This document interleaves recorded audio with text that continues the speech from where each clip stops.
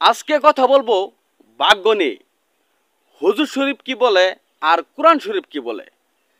হুজুর শরীফ বলতেছে, তোমার আমার ভাগ্য আল্লাহ তাআলা 50,000 বছর আগে কপাল লিখে রেখেছে।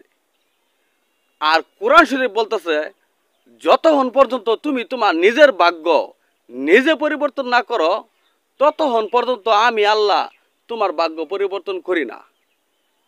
দেখেন চিন্তা করে, হুজুর শরীফ আর কোরআন শরীফের মাঝখানে আকাশ পাতাল ডিফারেন্স। এখন চিন্তা করে দেখেন, যারা কোরআনের বিরুদ্ধে মানব প্রচিত কথা প্রচার করে, এদের কথায় কি আল্লাহ রাসূলকে পাওয়া যাবে কিনা একবার জ্ঞান বুদ্ধি খাটিয়ে দেখেন। তো অসংখ্য ধন্যবাদ। আসসালামু আলাইকুম। আজকে কথা বলবো ভাগ্য নিয়ে। হুজুর শরীফ কি বলে আর কোরআন শরীফ কি বলে।